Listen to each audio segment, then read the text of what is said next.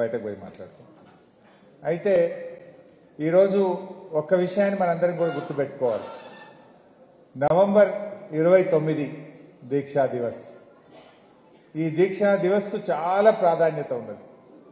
అసలు దీనికంటే ముందు ఒక 2 నిమిషాలు అసలు మనం మాట్లాడుకోవాల్సిన అవసరం ఉంది. తెలంగాణ ఉద్యమం అనేది కొత్తది కాదు. రాష్ట్ర ఏర్పాటు నుంచే మేము కలవము అని మన పోరాటం స్టార్ట్ అయింది.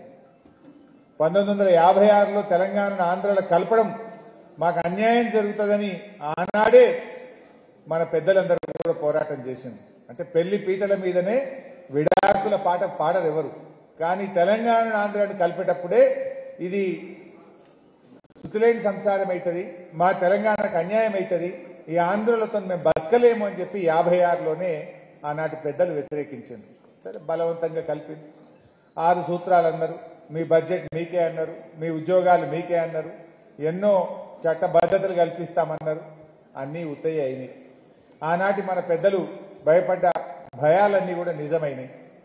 ఆ తర్వాత 69లో పెద్ద ఉద్యమం రావడం, 369 మంది చనిపోవడం, అదంతా కూడా మీకు చరిత్ర తెలిసిందే. ఇంకా ఆ తర్వాత ఏమైందంటే ఈ ఏడొస్తే తెలంగాణ, గంత పెద్ద ఉద్యమంలో తెలంగాణ రాలేదు, అన్ని బలిదానాలు జరుగుతున్నాయి తెలంగాణ రాలేదు, 11 ఎంపీలు గెలుస్తున్నాయి తెలంగాణ రాలేదు, ఇంకేమొస్తుందని నీరు గారిపోయిన పరిస్థితి. ఆ సమయంలో దేశంలో కొత్తగా 3 రాష్ట్రాలు ఏర్పడ్డాయి. జార్ఖండ్, ఛత్తీస్గఢ్, ఉత్తరాఖండ్. ఈ 3 కొత్త రాష్ట్రాలు ఏర్పడ్డప్పుడు మళ్లీ ఆశలు చిగురించినాయి. ఎవరో ఒక నాయకుడు కావాలి అని అందరూ ఎదురు చూస్తున్నారు. ఆచార్య జయశంకర్ గారు పెళ్లి చేసుకోలేదు, ఆయన జీవితం అంతా తెలంగాణ కోసం అంకితం చేసింది.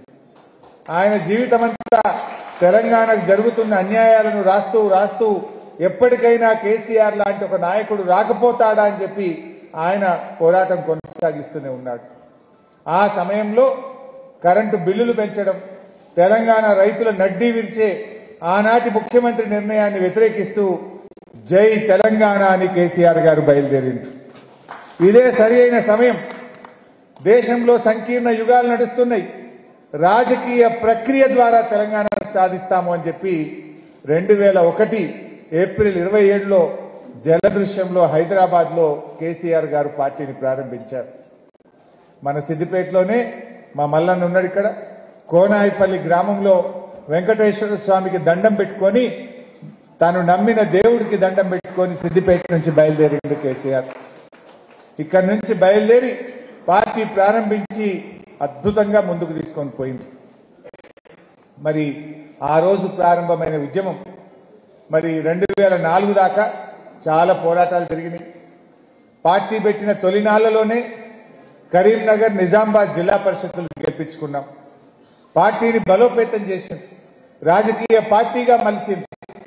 2004లో కాంగ్రెస్ పార్టీ మనతో పొత్తు పెట్టుకుంటామన్న నాడు కాంగ్రెస్తో